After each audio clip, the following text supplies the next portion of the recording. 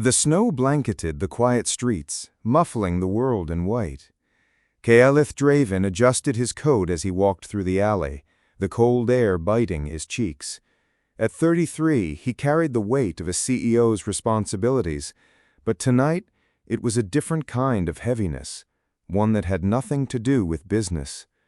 Loneliness pressed against him, sharper than the winter wind. 3 years had passed since his wife, Amara, died in a tragic car accident.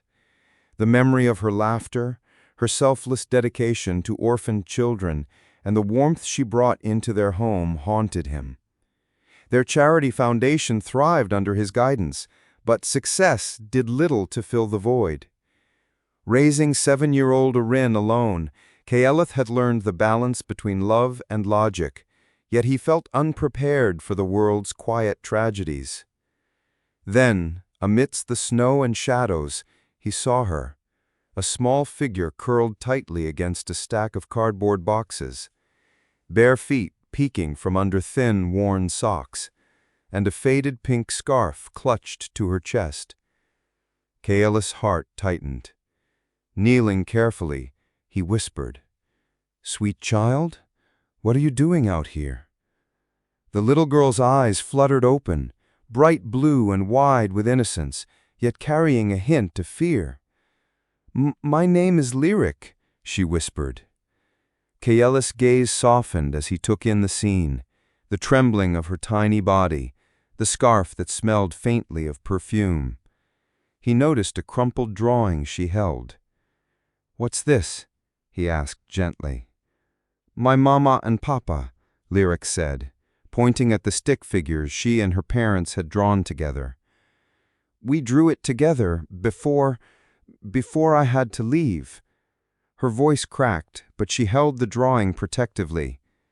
"This scarf, Mama's." Memories of Amara flashed in Caelith's mind, her laughter, her soft hands, her passion for children. He took a deep breath. "Would you like somewhere warm to sleep tonight?" Lyric hesitated, clutching the scarf closer.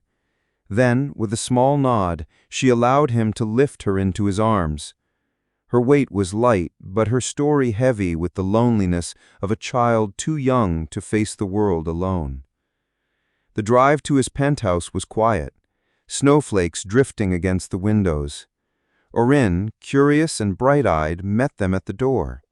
"Papa, who is she?" "This is Lyric," Caelith said, voice gentle but firm. "She needs our help tonight." Orin approached her slowly, sensing the quiet sadness beneath her courage. "I lost my mama too," he whispered, his small hand reaching for hers. Lyric's eyes filled with tears, not of fear, but of connection. "Can we be friends who miss our mamas together?" The next morning, sunlight spilled through the windows, glinting off the Christmas tree ornaments. Lyric helped Orin arrange colorful presents beneath the tree, laughter breaking the silence that had held Caelith captive for so long. Watching them, he realized that 3 years of grief were beginning to ease, not gone, but shared now in a way that lightened the load. "Papa, can Lyric stay with us forever, please?" Orin asked during breakfast, voice hopeful. Lyric's eyes shone, holding the pink scarf tightly. "I would love that more than anything." Caelith felt a swell of pride and tenderness. Memories of Amara's teachings returned. Every child deserves a family who loves them, and sometimes families find each other in the most unexpected ways. Over the following weeks, the three grew inseparable. Orin introduced Lyric to a small routines, morning pancakes, homework by the window, stories by the fire. Lyric showed Orin her drawing, explaining each stick figure and why they smiled.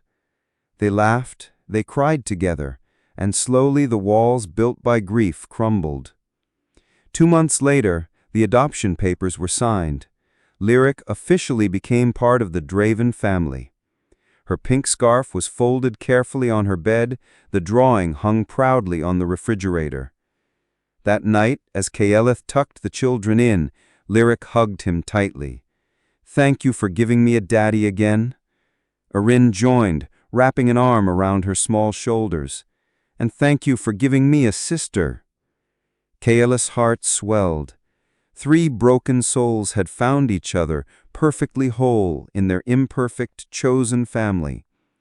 "Sometimes the best families are the ones we choose," he whispered.